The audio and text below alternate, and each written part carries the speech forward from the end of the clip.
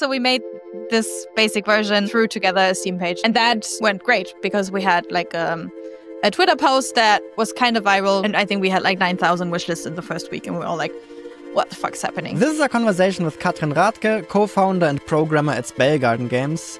They make wholesome, cozy games such as Sticky Business or Ritual of Raven. I got scammed into becoming a programmer, and we kind of ran out of money. We're like, I don't know, what should we do? Let's just make a game, I guess, because there's nothing else we can do. What we also did was make a TikTok video about it every day. This is very much reaching outside of my typical bubble of games, so there were a lot of interesting nuggets in this for me. I hope you enjoyed. What do you think? Why do people play cozy games? It feels kind of new, only became very popular in like the last, I don't know, maybe 5 years or so. Really? But even before, there were like cozy games, right? There was like Animal Crossing and farming games, but like cozy games being super, super popular is only like a relatively new thing that I think like got a big boost with the pandemic as well. And there were lots of people who didn't really play games before. Like I have lots of friends, especially like women that never played games before, but during the pandemic started playing video games. And then I think cozy games is a genre that appeals to players that are not very like into hardcore gaming, because it's a lot easier to get into most of the time. So not specifically only women, but like generally people who are not like hardcore gamers, or what probably wouldn't call themselves gamers. So I think some of the reasons are definitely like it's an escape from reality, to be like in a place like I don't want to think about like all of these crap things going on, so I'm just gonna play a game and not think about it. So I think that's a big appeal, right? There's not really like competition or like bad things happening in most cozy games, but it's more like chill and you can actually like relax. Interesting. Also, what you said with the pandemic, I haven't thought about that. That makes a lot of sense. So you think that genre kind of boomed on Steam at least, right? During the time. That's interesting. Yeah, and then the big curator with wholesome games also started around that time, or started being more popular, and that was a thing that then gained some traction on social media and like content creators. Mm-hmm. I recently bought some data mined, like data from Steam that compares like all of the tags, how well different tags on Steam are doing, and like the top performing tags are things like war, blood, combat, and then somewhere at the very bottom we got like things like cartoony, linear, and so on. So I think it's fair to say that cozy games are probably quite a small niche on Steam. Do you feel that way, or do you notice that, or? So now making cozy games, I feel like it's not small at all because there's like so much more competition, I think, than there was like a few years ago. I think Wholesome Games, the Wholesome Snack, had like for like December had like 1,000 people who wanted to be in the showcase, and that is like so crazy to me that there's so many cozy games starting to starting to be developed. Yeah, I mean, it probably is small, but like for me, and I don't really play a lot of like, I don't know, games that would have the tag war or violent or anything. Sure. That's not my type of game. So I feel like, oh, there's not so much, so many games like that. But well, yeah, probably there is. But like, definitely, it's more now than it was a few years ago.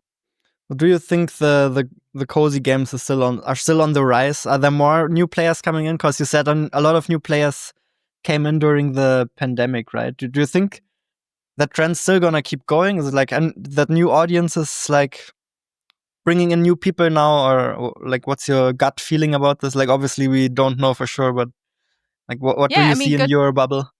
Good question. If there are still like so many more people, I don't really know. I've seen like in the last few months, I think that like some people are complaining that there's not now a lot of, I don't know, kind of sloppy games, and also like the big corporations trying to like get into that niche as well, right? So there's many more games and like a lot more for players to choose from. But yeah, I don't know if there's so many more people playing these types of games. Well, yes, that's true. We can only guess. Then I guess, what do you think? What makes for a good cozy game? Like, you said people mostly play these like for escapism and for like basically forgetting your worries a bit, what makes for a game that's suitable for that, in your opinion? I think that's very hard to answer because there's so many different kinds of cozy games. It somehow is like the genre cozy game, but there's so many more like in there, right? There's like farming games and like simulation games and more like life sim games and like all sorts of different genres under the cozy umbrella that I think you can't really say, oh, to be like a good cozy game, it has to be like this, because also people enjoy different things, right? There's also more games that are more like about like puzzle games, or some that are more like story based. So I don't know if you can say, oh, there's this one thing, or like, yeah, if there's one thing that all cozy games have in common. But I mean, there must be a thing, because otherwise there wouldn't be an umbrella about it, right? So I think what they have in common is a certain type of wholesomeness, right? What is wholesomeness? We have to define it. Yeah. So, I think part of it is that often there is no real pressure, or like at least no big punishment if you get something wrong. I think that might be a big part, but also there will probably be exceptions to that. And more friendly tone maybe in the art and so on. Yeah, like storytelling is more like about stuff that doesn't have like super high stakes, I would say. Mm-hmm. It's not about the end of the world usually. It's like small things like run a bookshop, run a sticker shop, run a bakery. And then there's a certain aesthetic, right? That is kind of like cutesy, colorful often. Are cozy games more targeted towards women, or is that a cliche, do you think? I think often they are. So it's definitely a target group that we keep in mind when we make games. Got it. Yeah, because I mean, that's just the way it is. Like the target group for cozy games, lots of women play these games, so it is what it is. For Sticky Business, did you start development during that was before the pandemic, right? Or when was Sticky Business? No, Sticky Business came out in 2023, and we worked on it for only 5 months before it was released. Oh, wow. I didn't realize this was still such a recent release. That's crazy. Mm-hmm. Yeah, it's not that long ago. It was, so we started working on that while we were waiting for a publishing deal for Ritual of Raven. So we're kind of like, we started working on Ritual of Raven and made a prototype and started pitching, and then it took forever to find the funding. Yeah. And we kind of ran out of money. We're like, I don't know, what should we do? Let's just make a game, I guess, because there's nothing else we can do. So that's when we started working on that. Wild. That's such a typical thing. You make a little in-between project and it ends up being more successful than the main project. That's really funny. I didn't know that. What was like your studio history? How many people were you back then? So we started with 4 people. We are now 5. And we all used to work together at another indie game studio. Before we started, and there were some layoffs, and then we were kind of like, well, got nothing to lose right now, so we can just try. And we got funding from the MFG in Baden-Württemberg, so we could start working on the prototype for Ritual of Raven. So that was the first idea that we had and that we were working on. And then we made a prototype for that and started pitching, and eventually along the way realized that we kind of need another person for community management and social media, because I was doing programming and social media as well, and that was just too much for me to do.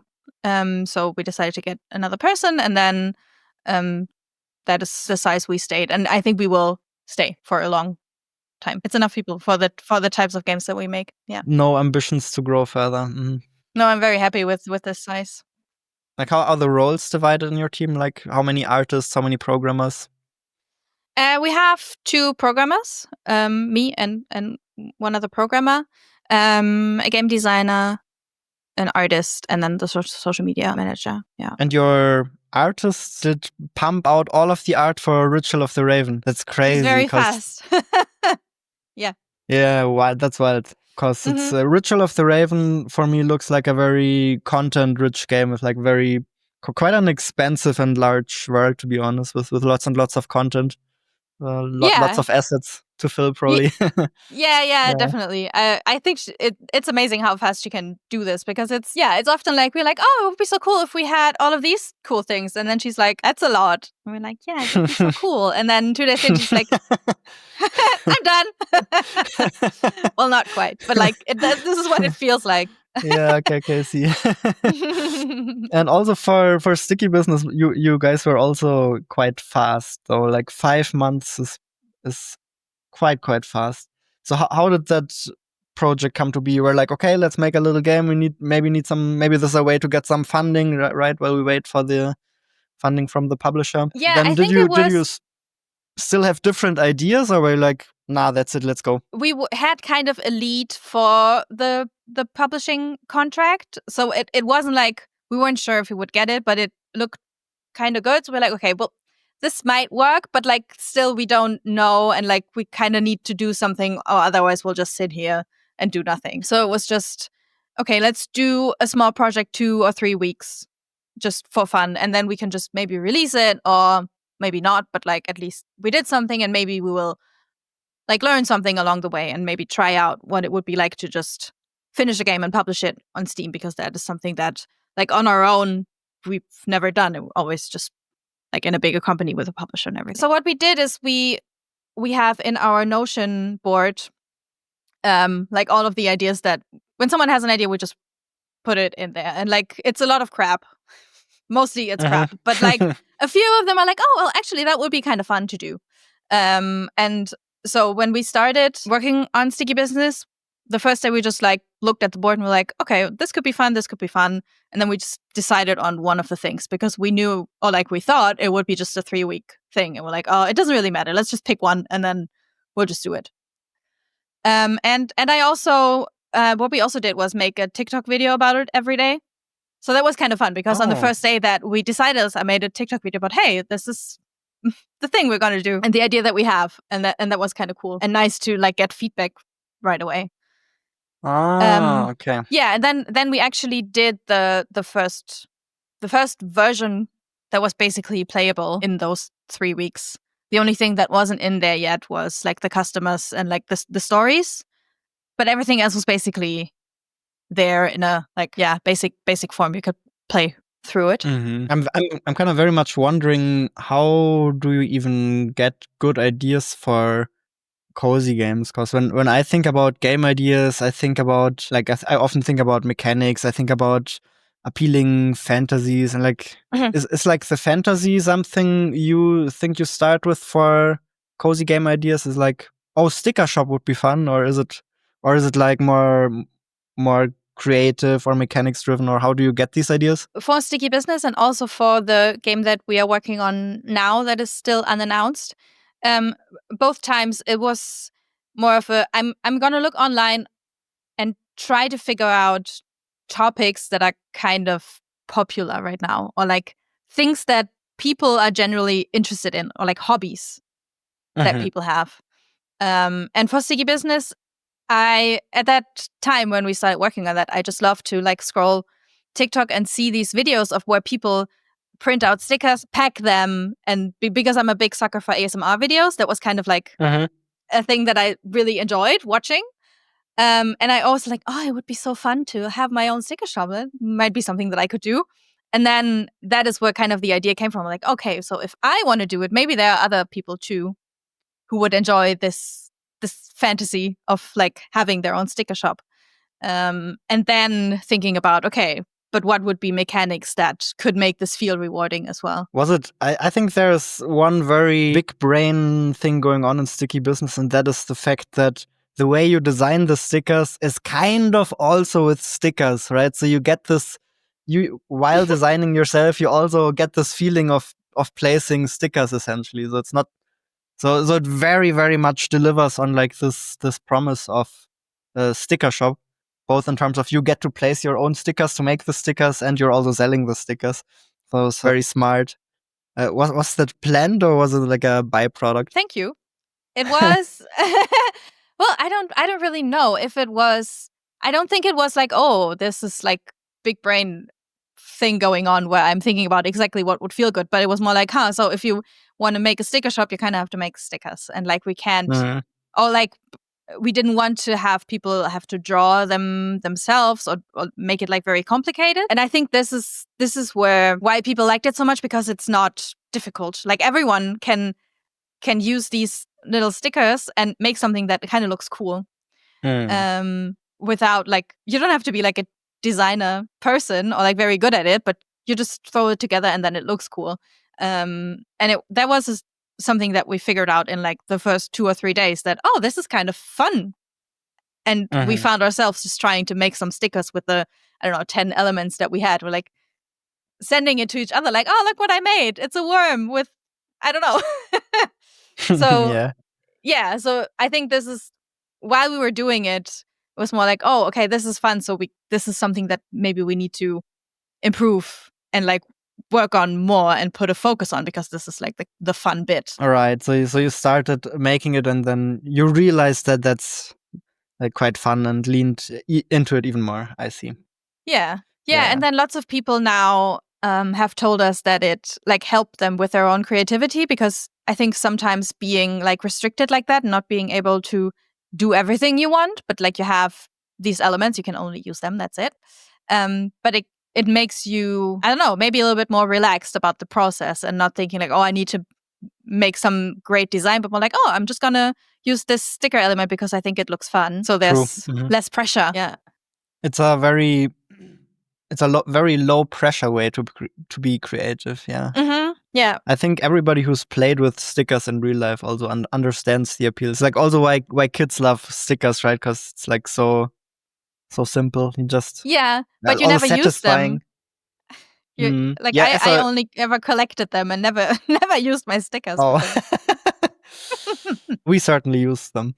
But yes, as an adult also, you don't really get to play with stickers that much anymore. So it's maybe a way to tap into that. Also the nostalgia, because like most people had stickers when they were younger, right? Where did it go from there? You say you were like almost done after 3 weeks. What did you use the rest of the time for then? So in these first 3 weeks, we made a TikTok video every day.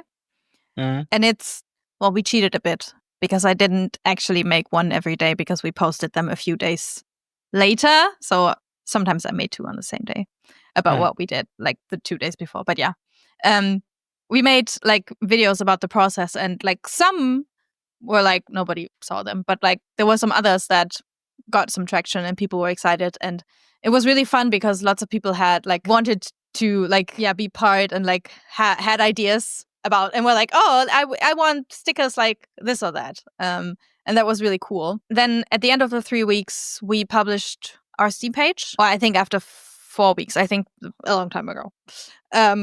But yeah, after very that fast. Time, we'll just say very fast. yeah. So we made this basic version. Then we like threw together a Steam page and published that, and that was like went great, because we had like a Twitter post that was kind of viral, and I think we had like 9,000 wishlists in the first week, and we were all like, what the fuck's happening? Solid. And like, for something that we like, we're like, oh, maybe if we're like very lucky, we'll get back the money that we put in, or like, but then it was like, oh, okay. So it seems people are kind of interested in this. So this is kind of cool. Yeah. And then we decided, okay, let's put in some more work. Like, yeah, we saw that some people were like actually interested in it. And then we kept working and added like the stories, because that was something that wasn't in there in that first version, and some more like polish, because there was some like rough edges. Yeah. And then I went to GDC, and I've met someone from our publisher, Assemble. I wasn't pitching the game. It wasn't like I didn't have a presentation and showed it to people, but it was more like we were talking about it, and then it was like, oh, we could work together, because then we could make a port and get some localization and make this a little bit bigger than it currently is, because we didn't have any money for something like that. Like there was no way we would have had localization in the game, or something like porting or some more quality assurance. Yeah, so we decided to do that, and that was kind of cool in that moment. And then we made a demo, and then basically it was already done, and then it was released, and then so yeah, it all felt very fast. Like, oh, we're gonna do this, and then this, and then it was done. So right. Yeah. There are a couple of interesting things here that we can zoom into. The first one is the TikTok videos. I have a couple more questions about that. Did you do English or German TikTok videos? English, yeah. English. But you didn't post them with like a VPN or something. It was like just one of you just posted them on your phone in Germany. Yeah, it was just we just posted it from Germany. Yeah, because at that time we had already used TikTok a bit and tried out different things. And I think the consensus at the time was that it's not working if you just post it with a VPN, because you would have to have an account from a different country. I really don't know what it's like now, because we're just like, it doesn't really matter. We'll just post them and it will be fine. But yeah, it didn't seem worth it at the time to try something like that. Okay, interesting. Yeah, I'm just asking because I'm always like, I haven't really dipped my toes into TikTok yet. I'm not entirely sure how the algorithm works. I've just heard that it's somehow strangely region locked, so that's what I'm asking. Yeah, it is true that for the first, I don't know, maybe 1,000 views or so, they are usually like closer to you, right? But then if that is interesting to people and the algorithm decides to show it to more people, then it also goes to other countries as well. Yeah. And I mean, there's like some people say, oh, it's worse because if you post an English video in Germany, people won't like it as much. Exactly. Yeah, but like, to be honest, is that true, or is maybe your video just not that great? Like, because we also have videos that are not that great, you know? And I think maybe, well, it might be a little bit easier if you post it in an English-speaking country, but to be honest, I think the difference is not that big, maybe. And how did those 3 weeks of posting daily, how did those go? Like, what were the numbers you were getting from that? Did they drive wishlists in a meaningful way? Or so we didn't have a page back then, right? Because the page we made that, the Steam page was only made after. Sure. And we also didn't have, like, looking back, it would have been smart to have at least like a newsletter or something to tell people, hey, go here, then you will be notified. So the numbers were like, I think most videos had like, I don't know, maybe a few thousand views. Got it. And then some that had like tens of thousands or like hundreds of thousands. We didn't have a video like over 1 million or anything. It wasn't like super crazy viral. Got it. But it was like a good source of feedback and ideas mostly, basically, then. Yeah, and it was still like, for such a small game, it was still a lot, right? Because if you make a game in 5 months, it's not that expensive. So you don't need millions and millions of people, actually. Sure. You said once you launched the Steam page, you got to like 9,000 wishlists relatively quickly, right? Where did those wishlists come from? I think most of them came either from the Twitter post that we made or from the Steam algorithm. What was the Twitter post? Was it a trailer? Yeah, it was an announcement, like announcing Sticky Business.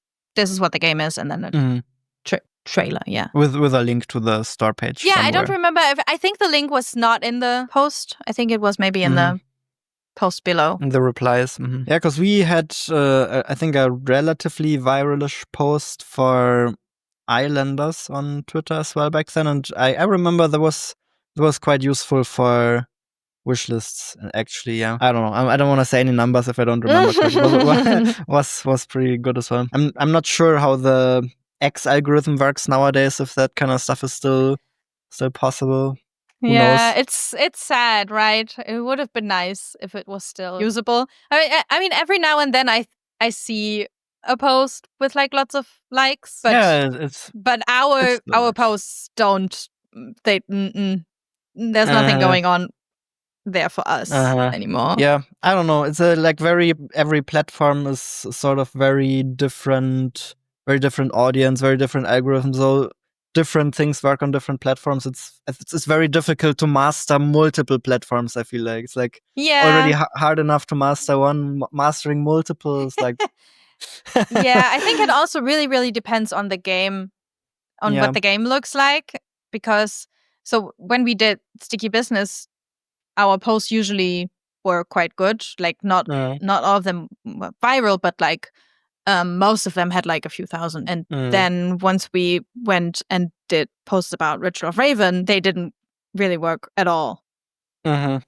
So And I don't think that is because like the videos itself, like the videos were worse, or like we did because of how well we made those videos, but more that it was also way harder to show what this game is about, right? With Sticky Business, you show one little clip of, oh, you make these stickers, and then everyone's like, oh, okay, got it. That's, you make stickers and you sell them.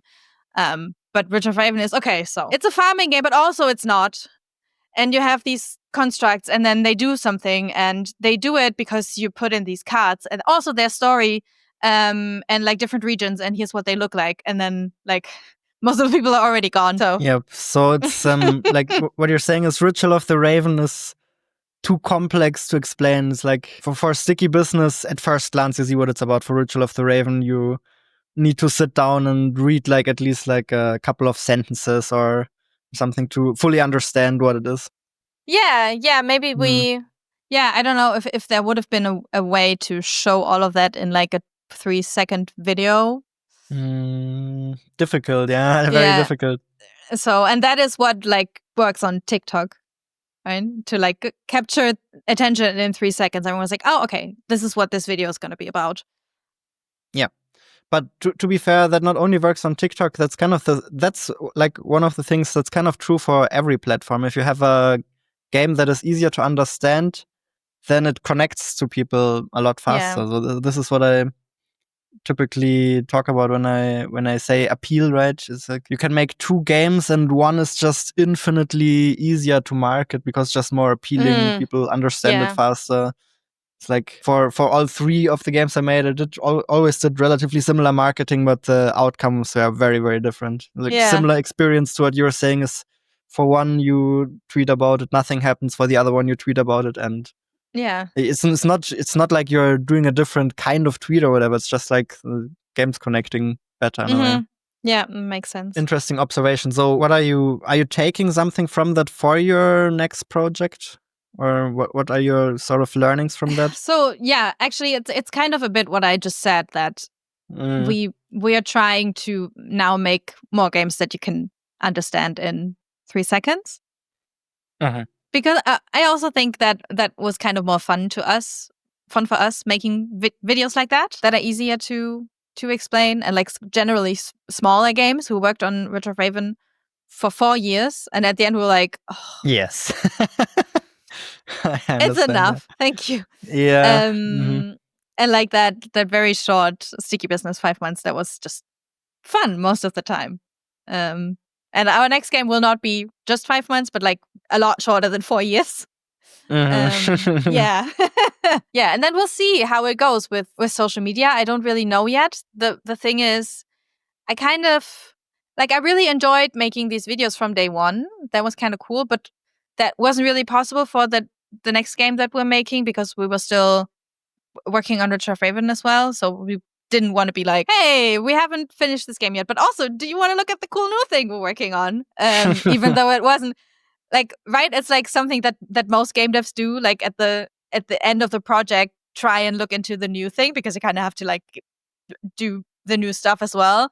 And like put in some hours every week and work on something new, because to keep your sanity, basically. That as well, yeah. But also to have something to do once you're done.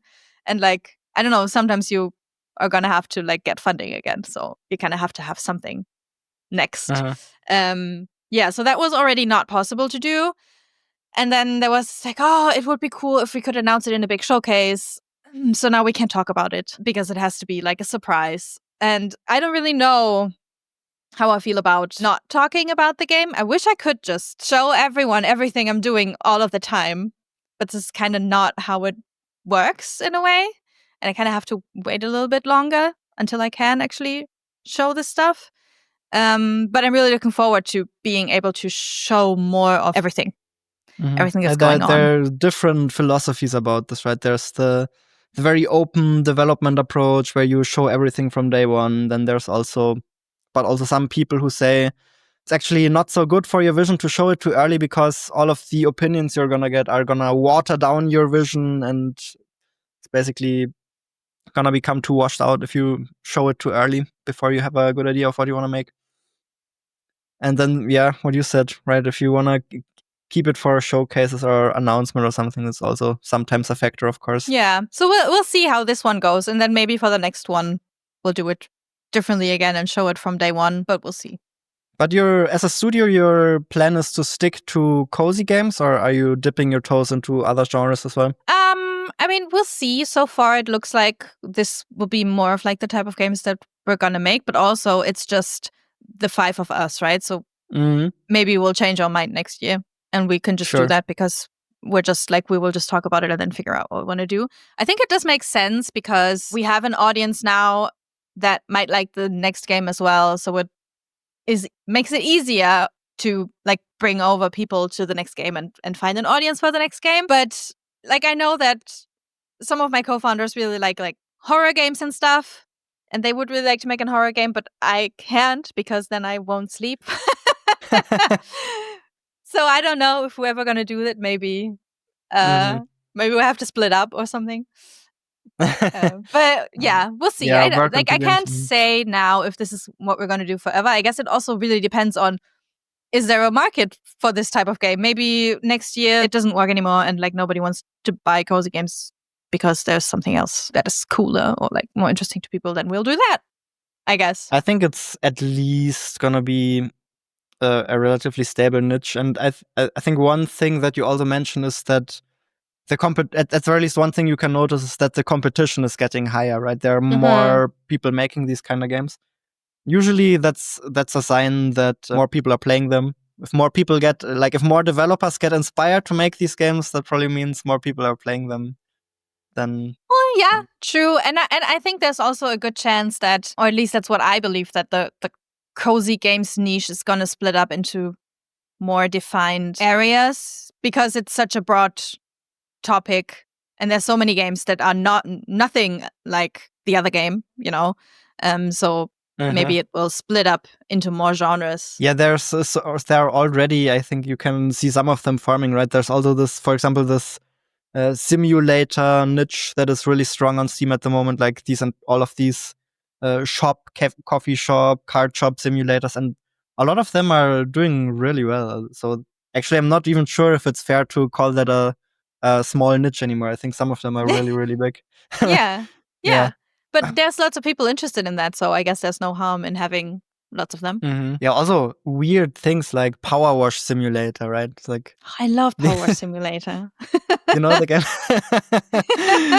Nice. Yeah. I thought it was really cool and like really relaxing and satisfying. What do you think is the difference between games and work then? Because if you look at it from the outside, Power Wash Simulator kind of looks like work, right? So what's the difference between work and games? That's a good question. Yeah, because there's so many games now that are like job simulators, right? Run a shop.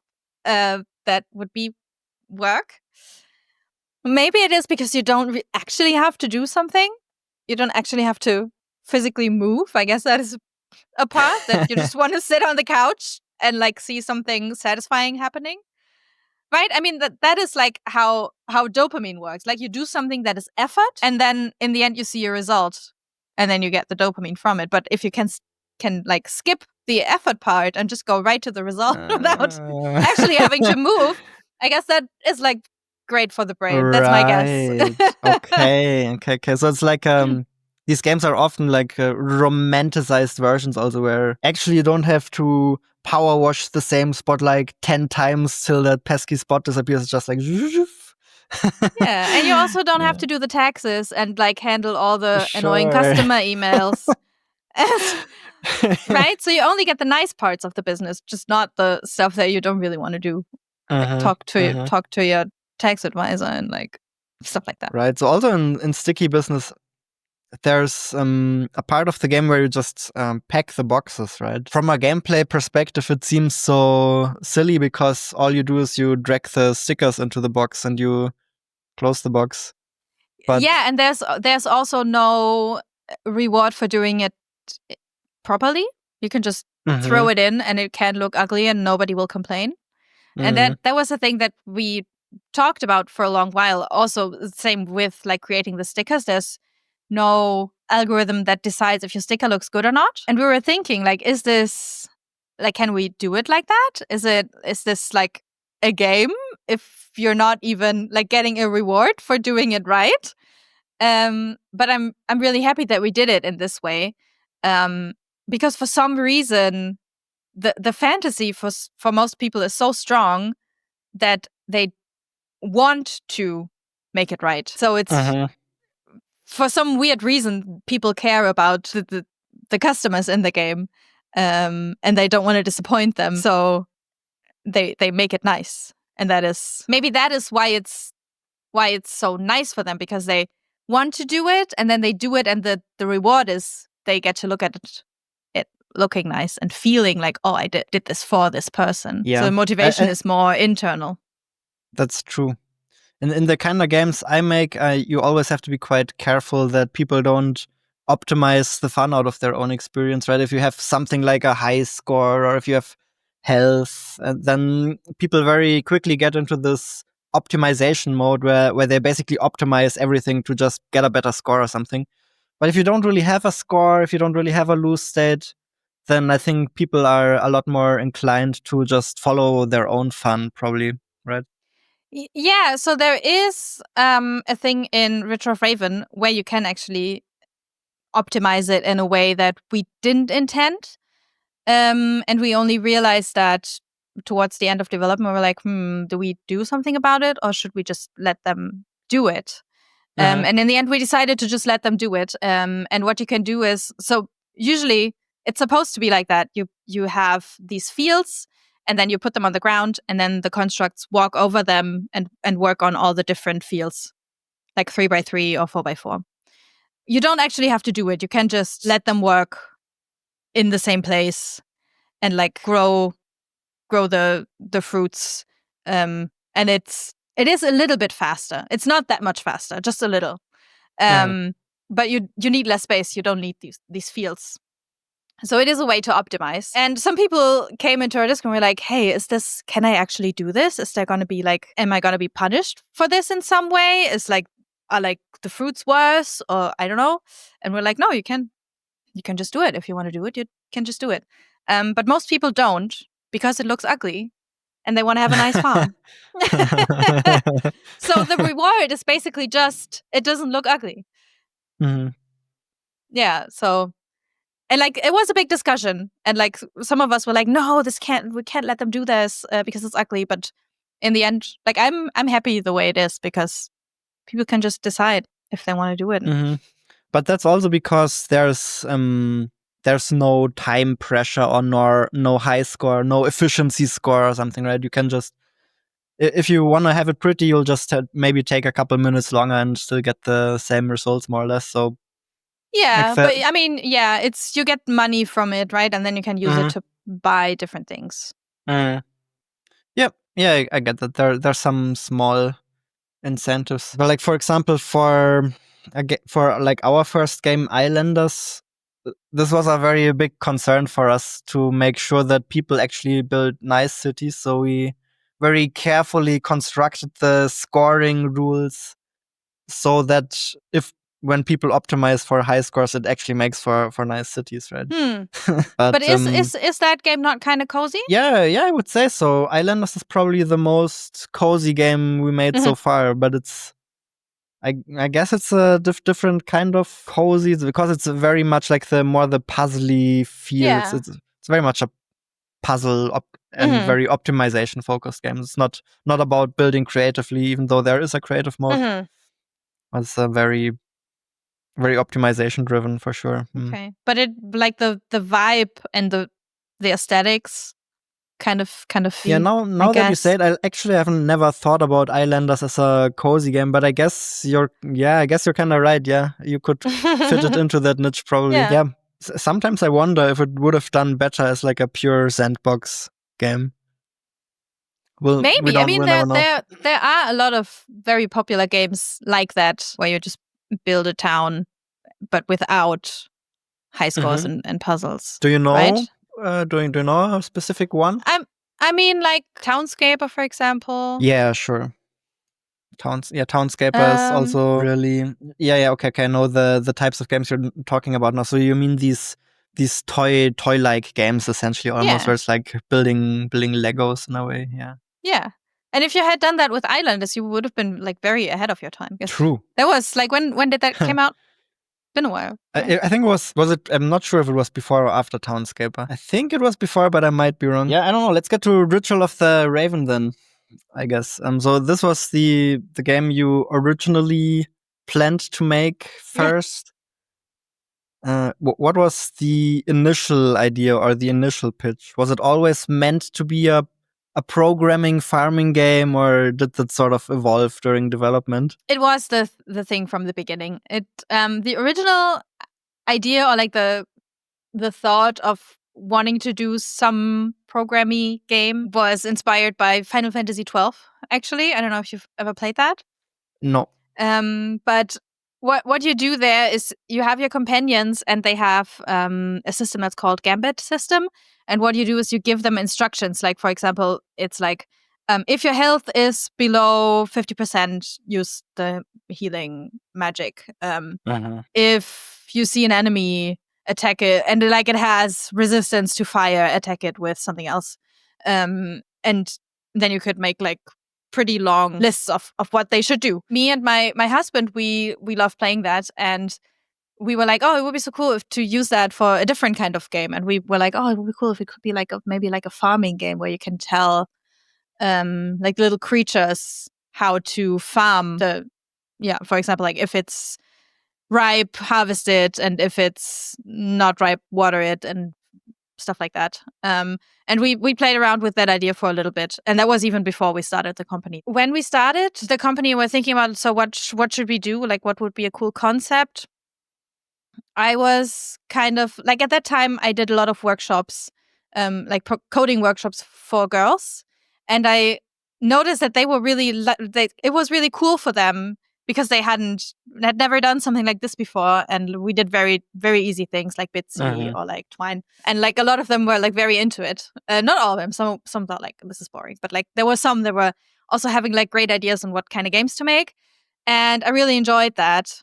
And I thought, oh, it would be so cool if when I start and like work on my own thing with the others, it would be cool to do something that maybe inspires someone to maybe look into programming, because it was also something that I never, like when I was in school, this was never a thing that I thought I could ever do, because nobody told me. How did you get into programming then? I studied mobile media, and they advertised it as, this is going to be a design course. But it wasn't. It was. You got scammed. It was computer science. Yeah, I got scammed. I got scammed into becoming a programmer. And then it was a computer science course, and I was like, oh, okay, this is kind of fun. Nice. Okay. So for me, it was just coincidence, actually. Yeah, so I kind of wanted to do something like that, and then this is kind of like the spark that made this idea. Then we sat together with everyone, and we thought about, okay, what could be a cool game that we could make. And as it is with designing a game like this in teams, it then expanded into, let's maybe add a story, let's maybe add customizable gardens, or did it sort of feature creep from there, or like what was the process? Yeah, I think it's not like this game has like so many different features that I would call it feature creep. It is a big game, but it only I think it only feels so big because we only made it with 5 people, and it took so long. Yeah. But developing the idea was more of like, okay, what can we do with this mechanic? And then was like, oh, it would be cool if we had decorations. And then also, this is kind of like industry standard for these types of games, like life simulations. You kind of want to have decorations as well, and you kind of have to have villagers.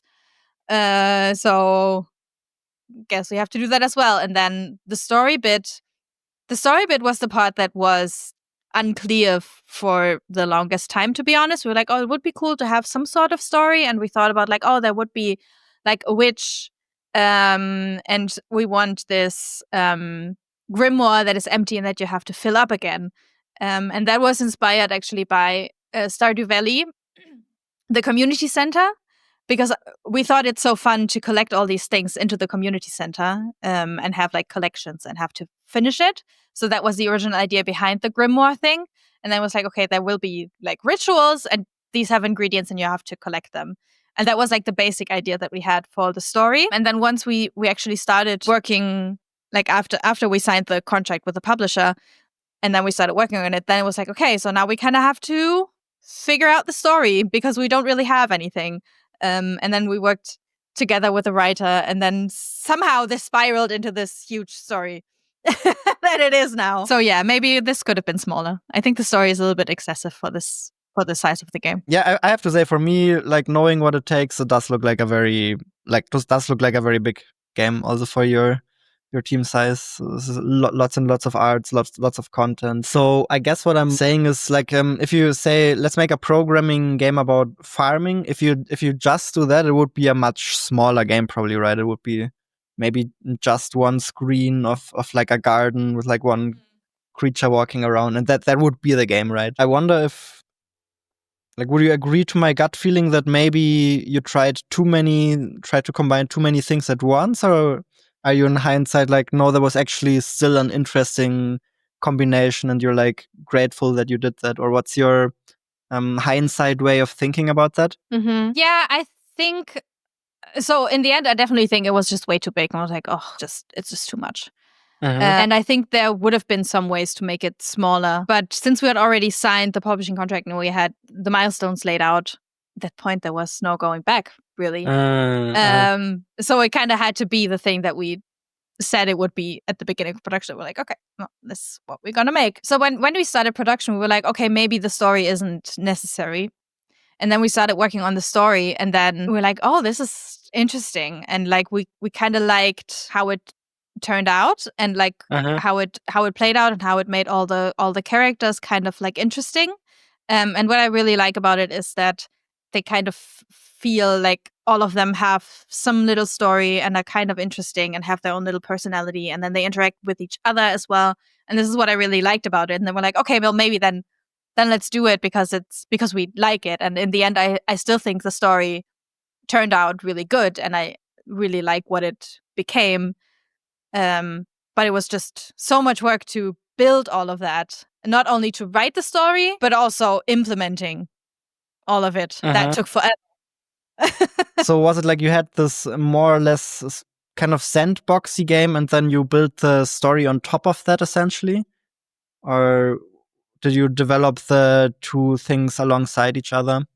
Yeah, it was alongside during production.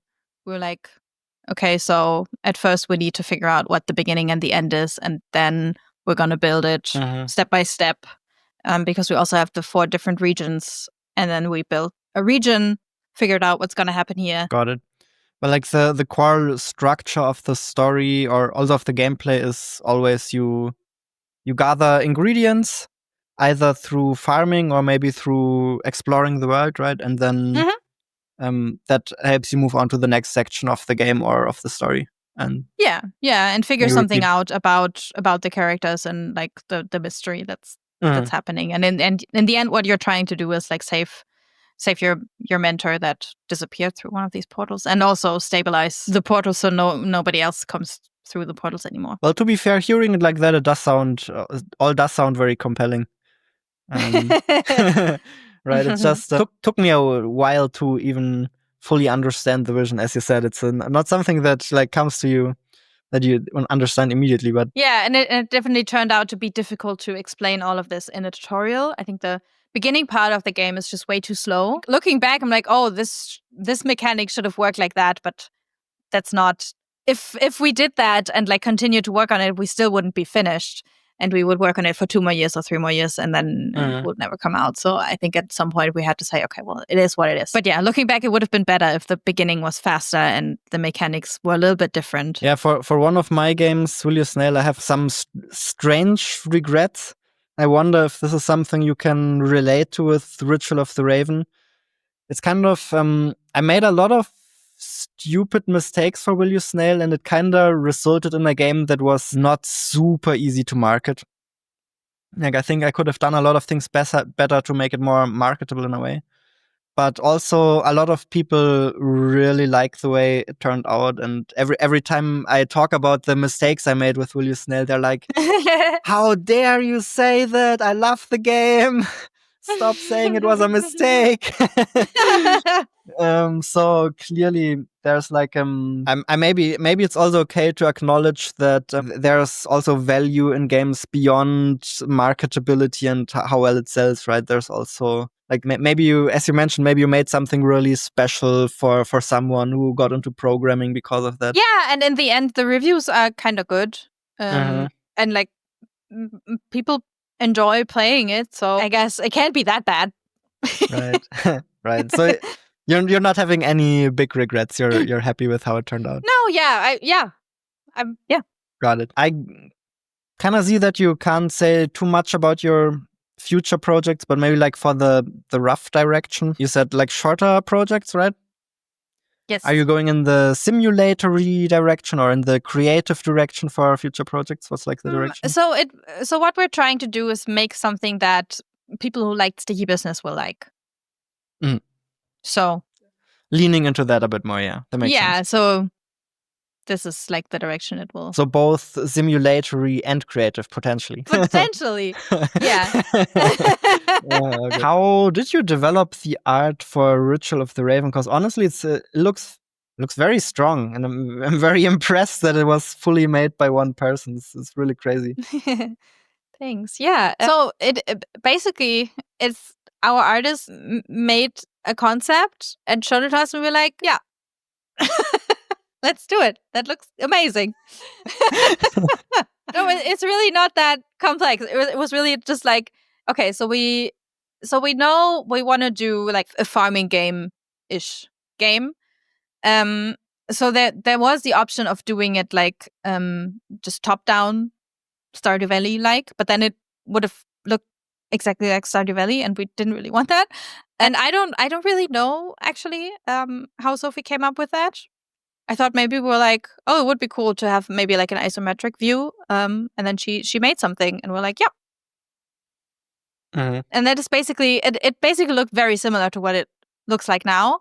It was like a concept of the first world with the grass and stuff. Okay. Yeah, and then from that, once we had that, she made some more concepts for the other regions as well. Once we knew like what basically they would look like. But yeah, what was in the first concept was like this green world that is like kind of colorful, but also has these neon signs, like some more like really bright pink in there. And that I think that is something that she does in a lot of her art actually. So I think it's just her art style, which she likes. Got it. Are there any game design topics that keep you up at night, or what do you think about when you think about making games? Like, what are the problems that occupy your mind? Do you think about marketing, or do you think about how to get funding? Like, what's on your mind mostly? So for Ritual of Raven, I was thinking a lot at night.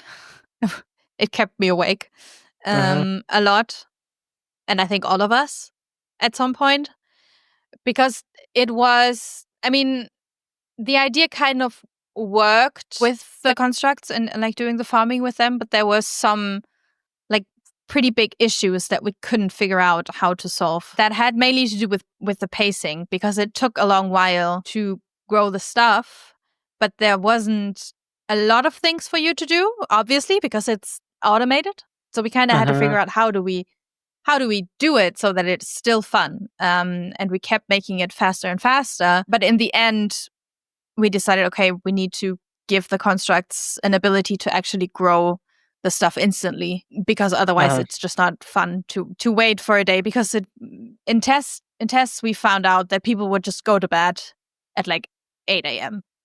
No, they would go up at 8 and go to bed at 9 because they were just waiting for the stuff to grow. And that is obviously not very fun. So yeah, that was something that like many nights I was laying in my bed like, I don't know what to do about this. And yeah, with the knowledge that I have now, I would definitely do a lot of this very differently, and like maybe do something like the crops don't grow at night at all, but they only grow when the constructs do something to them or something. But at some point it's just too late to change all of that. And like the card that made the stuff grow instantly came very late in the development process. Like, I don't know, maybe 2 months before we were finished. We're like, okay, we kind of have to solve this problem now. Yeah. So this was something that kept me awake a lot. But yeah, now I think I don't want to be awake at night. I want to sleep. So I'm trying not to.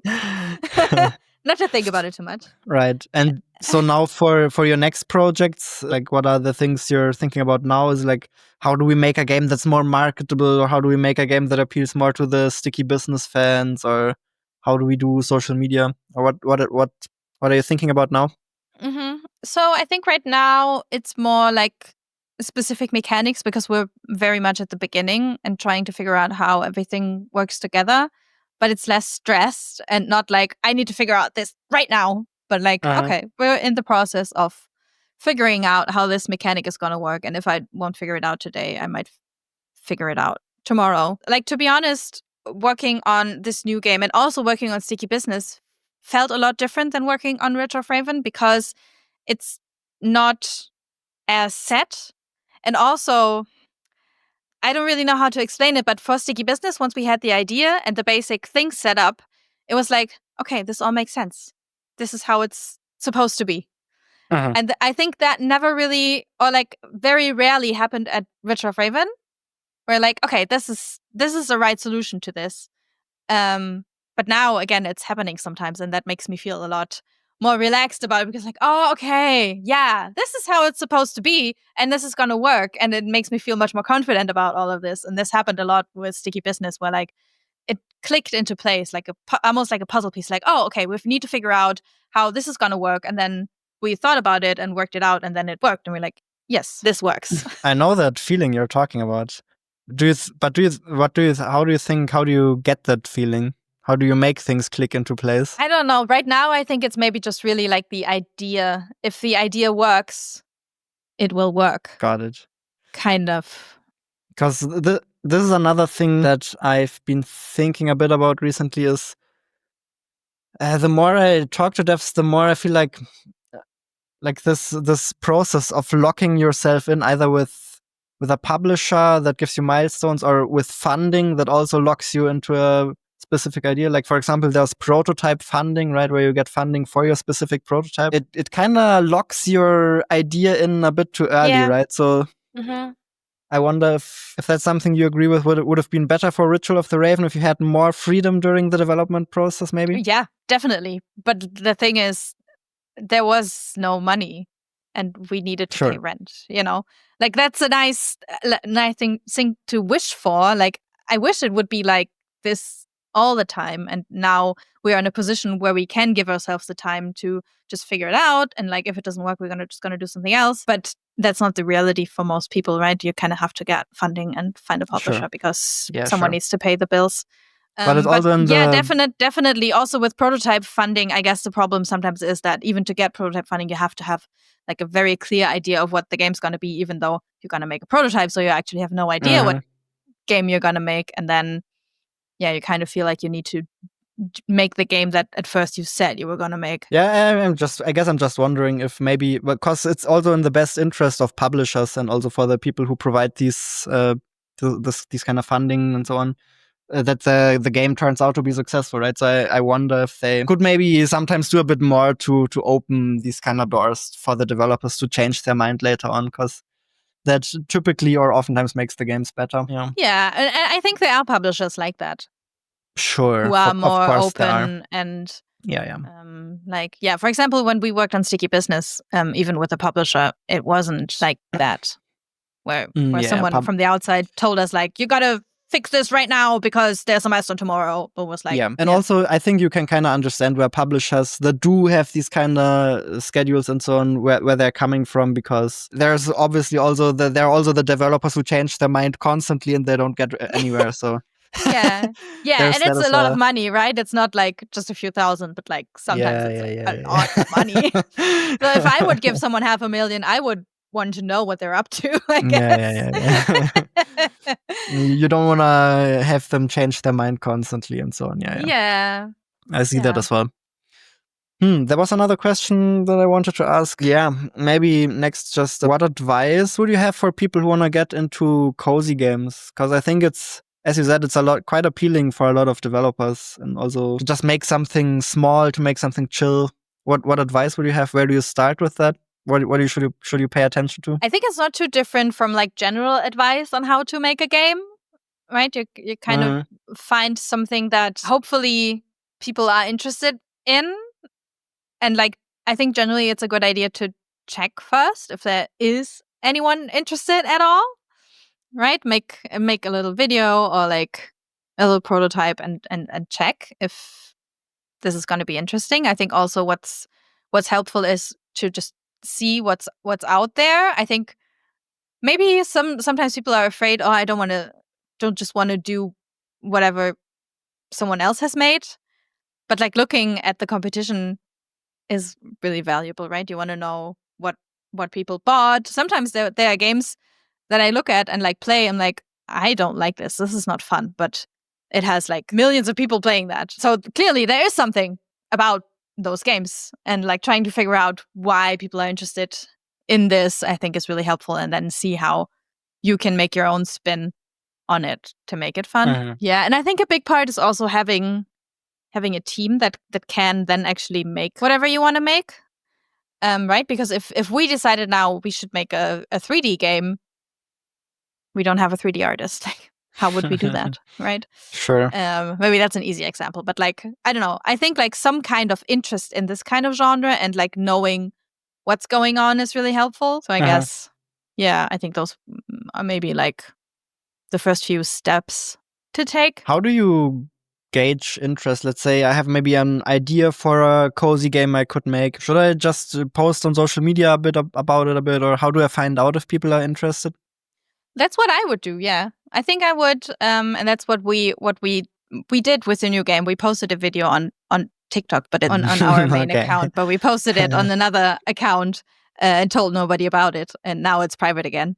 But to at least see, like, is anybody gonna be interested in that? And then we saw with this video, it wasn't like a crazy viral video, but it had like, I don't know, if a few tens of thousands of views. And we're like, okay, at least there is some people who would like to play this, and some comments and questions and stuff. But I guess it really depends. Like, I think with the type of game that we're making, TikTok works quite well. Reddit, for example, doesn't work at all, or maybe we're just not good enough at that. It might be a skill issue on our side, but I think for some people, Reddit is like a great place to get interest and like see if someone's Reddit is like the Dark Souls of game dev marketing. Yeah, it's very, I think it's very so punishing frustrating. Yes, and then you're gonna be banned forever just because you made a mistake. Yeah, it's just no. I'm so afraid to post anything on Reddit, so we just don't. We did it a few times and then stopped. I think they just want to be left alone, to be honest. But some some developers make it work, right? So yeah, fair enough. Yeah, so I guess if Reddit is a platform that you are on anyways, and like you know how it works, then it might make sense to make a post on Reddit as well. I think so. I think you need to be a regular Reddit user to understand what you can get away with and what you can't get away with. Yeah, definitely. Yeah. Do you do any playtesting for your games, or how do you playtest cozy games? Or is it also like similar to other games? So I guess it would be probably similar. But what we did for Rich of Raven was kind of interesting because there was a platform, and we didn't really do that. It was the publisher who set it up. So I don't even know the name of the platform, to be honest. But the platform, it would also record video and make a very bad AI overview of what people said. But it was helpful for like first impression, and like grouped stuff together. And yeah, that was something that we did later on. So while we were already in development and towards the end, when also we couldn't really change that much, but like we did change a few things after that. So I guess that would be something that I probably would have done a little bit earlier. now. But yeah, also we did just our own tests with our own community on Discord. So for Rich of Raven, we actually did a test where we would be in a video call with people and like watch them play. That was kind of cool. But obviously that is not a thing that a lot of players want to do because it's kind of uncomfortable, I think, for a lot of people to give feedback to other people's faces, and they wouldn't be kind of right. They wouldn't say mean things or like really want to say the things they didn't like. It was still helpful because you can see stuff in their faces, right? And when they are confused, you will see it. So that was something that was kind of interesting. Yeah, what we're doing now is more of a like we just give people a build and let them play, and just let them write stuff in the Discord channel to see if they like it or not. And we'll see how that goes. I'm very curious to see how that goes because the game is in a state right now that there's not a lot there. It looks terrible and but you're already testing. That's cool. Mm-hmm. Yeah, we showed them a little trailer and asked for their opinions on that, and we made some changes. And now, probably next week, we're gonna show a few people a little build and see what they say. Test, but I kind of like it now to just have them in the Discord and just let them just write in there. So it's more of a discussion than a fill out this form. I kind of like it right now. So we'll see how it goes. But because it makes more of a like I can actually ask. So someone says, I didn't like this thing. And I'm like, okay, what exactly is it that you don't like? And like I'm going to change it like this. How do you like this better? So, and this is kind of fun. Go back and forth actually and talk to real people about it. I'm starting to get the feeling that different kinds of games probably require different kinds of playtesting. For example, one thing I imagine for cozy games or especially for creative games, I think it's a bit more difficult to be creative when somebody's watching over your shoulder, for example, right? It's like you have like drawing on your own is kind of chill, but drawing when somebody's watching over your shoulder and they're like, what are you doing there? It's like, not sure if that's such an accurate display of how I would normally play then, yeah. But yeah, so the question is, what are you testing for, right? Are you testing for fun? Are you testing to find bugs? And then depending on what you're testing for, different thing makes sense most of the time. Yeah, this is a very early test, so we only worked on this for like 2 months now, and there's not a lot there, but it's kind of interesting to see like how people interact with the game so early on. Yeah, I guess the first thing you want to find out is there something there or are we crazy? Yeah, exactly. Yeah. That's also where Paul and I are now with our next project. We think we have a banger game idea, but we haven't tested, we haven't verified if we're crazy or not yet. Yeah. Have you shown it anywhere, or is it a secret as well? It's now we've literally started just a few days ago, so we haven't shown it almost to nobody so far. Exciting. Yeah, we'll see how it goes. I guess the next question, if we go through the process, would be how do you market cozy games? I have the feeling the answer is once again going to be sort of similar to every game, right? Or do you think there are any? I don't know. We've tried a few different things. Like, I don't know. We thought, maybe Pinterest is a good idea because that is like more aesthetic, maybe girly platform where maybe cozy games could work. But I don't know. I guess Pinterest is also a platform for its own, and you really have to like figure out how Pinterest works to make it work. Yes. And we just don't.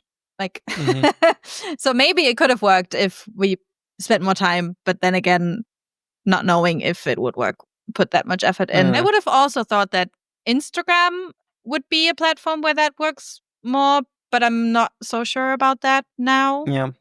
So I guess, it's really because you kind of just want to reach players. Yeah. And that works the same, right? And also, I think one of the biggest thing is just Steam events and festivals, stuff like that, to kick the Steam algorithm to work, right? So for sticky business, like after your initial viral tweet that you got, where do you feel that most of the marketing or traffic come from? Was it from Steam? Was it from YouTube Let's Plays? What's your gut feeling? I think it was a combination of a bit of our own social media, but also then content creators, because as soon as we had the demo, this got picked up. And I think part of the reason was that we had a Twitch integration that was kind of cool and made people want to play the game. So I think that was maybe a smart marketing move as well to have that, because then there was like constantly someone on Twitch playing the game, and I think that was probably a big thing that a lot of people just saw it. And then Steam events, like we were very lucky actually with the timeline of events that happened. Once we announced without like any festival or just announce ourselves. But after that, can't quite remember what festivals there were, but there was like basically lined up perfectly for the demo drop. There was something and we got in. Then there was Wholesome Direct, we got in. Then there was some other event like Games Germany right after that. And then was the Steam Next Fest. And it was just like one thing after the other. And that was just being lucky. Got the sticker festival, then the business festival, then the cozy festival. yeah. I don't think there was a sticker festival, but yeah, it was just like yeah, okay. Mm-hmm. I see. Yeah, I think definitely these Steam events played a big part. Yeah. Yeah, it's also my theory is that you basically only have two ways to market your game anyway as an indie dev. It's Steam and it's content creators. So sounds like you got a fair share of both. Great for you. Yeah, but yes. I think that stuff like having your own social media and like the people who decide who gets into festivals seeing, this game is kind of popular. I think that makes a difference into like if you get in or not. Fair. Yeah, fair. But I don't know. I've never been a jury on that. It's just what I think. Yeah. And of course, you need some external traffic to kickstart the algorithm. So you need some external sources to draw some initial wish lists, right? Makes sense. You reminded me of one thing that I definitely wanted to ask about, and that is the sticky business DLCs. Mm-hmm. How did those came to be? So when we signed the publishing contract, we had in there that we would make at least, I think, 2 or 3 updates. And I can't remember if the DLC was, but I think the idea of making a DLC was around a lot longer because it was like, it's kind of easy to add content to this game. That's like pretty cool about this. Mm-hmm. And then we made the first few updates and people really liked that new stuff was coming. Then it's kind of like, because the longer the game is going on now, the higher the sales percentage gets. So it gets cheaper. But if we add a DLC, people we can see it in the data that lots of people who buy the game just buy the DLC as well. So that kind of makes up for that. Uh-huh. So the game doesn't get cheaper that fast.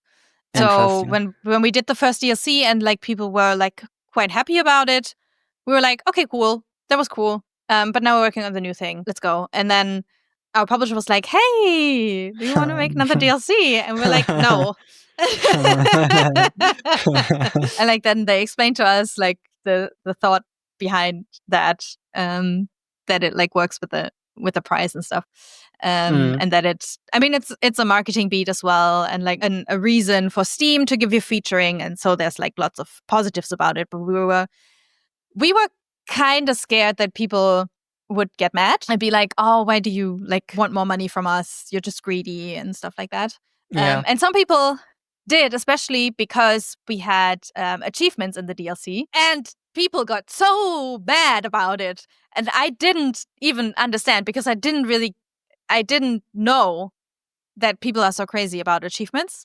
I thought like it's a nice thing if you get an achievement, but like if you don't get an achievement, then like who cares?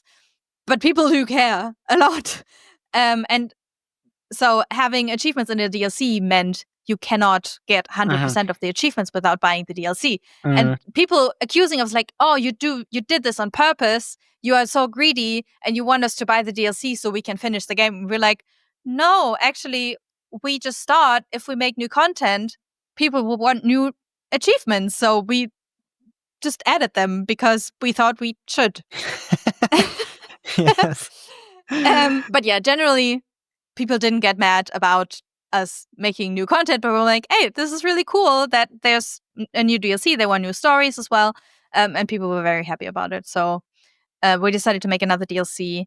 And we actually didn't do that ourselves because, as I told you before, we didn't want to grow. And so the decision basically was we could hire more people because we needed to make the new game. So we could hire new people to help us make the DLC, or we just outsource it, which we decided to do. And we got another studio on board to help us with that. And in the end, another studio, Digitales, worked on the DLC, on the 2 other DLCs and made them for us, basically. And then we made the second DLC that also had achievements, because what we did then was we made like a poll in our Discord server and asked like, hey guys, we're really unsure, like, should we add achievements to the next DLC? And everyone's like, yeah, we want achievements. So we did it again, and then people were even more people. Oh were mad. So we were no! like, but we asked. But like, yeah, I mean the thing with completion is this is a lesson I've heard from multiple different developers. Also the Tucana people I talked with last week, they had a story about this as well. Like completionists are crazy people. They like they get very mad if you have like also if you crazy. If you have some very unpleasant achievements and they're like, why do you make me go through this pain, as if like you're forcing them to get the achievement, but that's like how it feels to them. But I mean, it's if it's like your hobby, I guess I understand. So the third DLC didn't have achievements, and now this is also. And then people came and were like, why is there no achievements in the new DLC? What the heck? Of course. Of course. Yeah, that's how it goes. But I guess I just wanted to ask if overall, were the DLCs worth it financially? Yeah, definitely. It was. Okay. Even outsourcing them, it was like the money came back to us that we paid. And I mean, people were happy about it. They were asking about it. So we're like, I guess it makes sense. And now, there will probably be another one. Cool.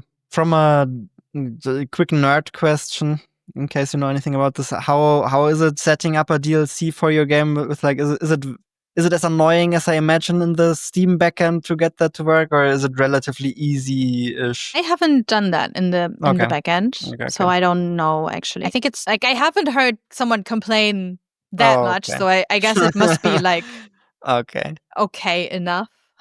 Okay.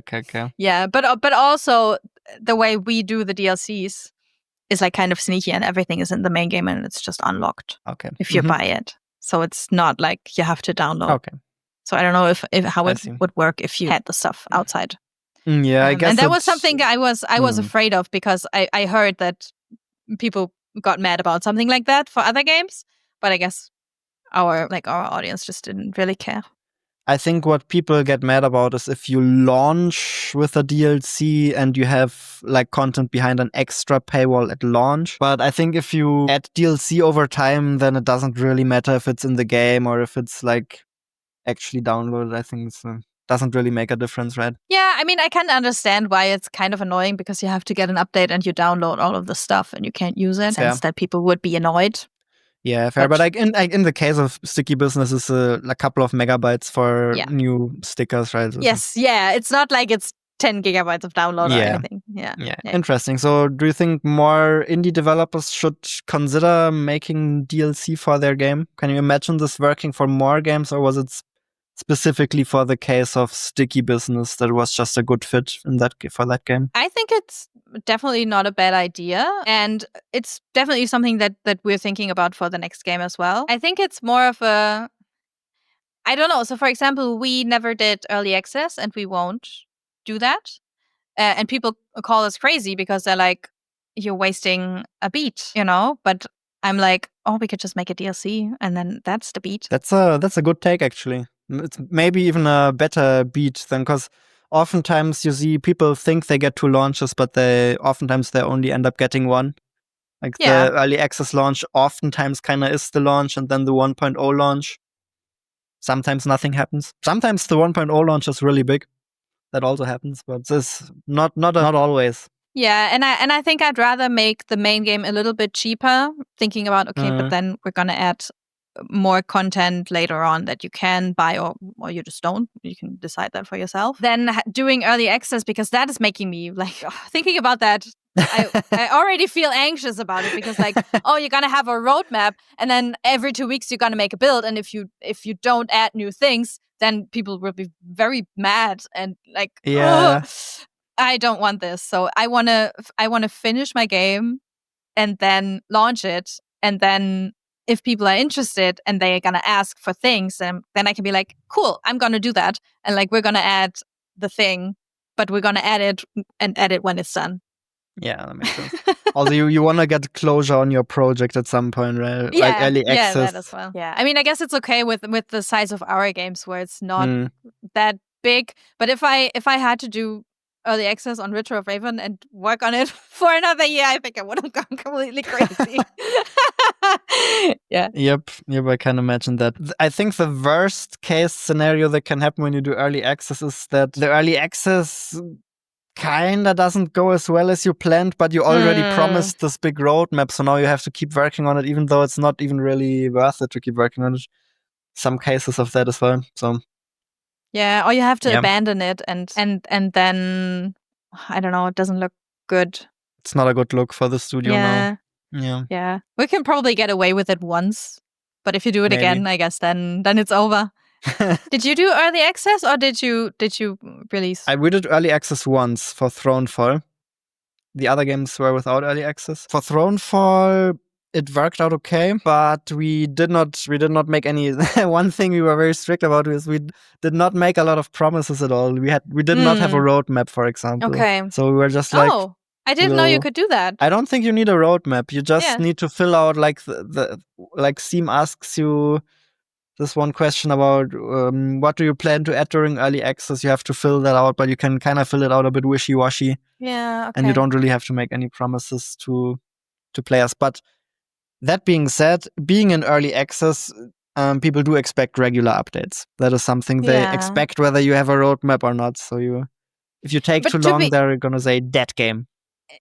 Yeah, but to be honest, I think the same happens if you do a full release, right? They will still think there's gonna be more, right? In a lot of cases. So, but we had some comments like that would be like, they were more like not like straight out expecting stuff to happen, but like saying it as if there's gonna be more content and more stuff coming, even though it's just a full release, and we'd never said there's gonna be more. And it's like, it is the story ended, and like there is everything in the game. The game is finished.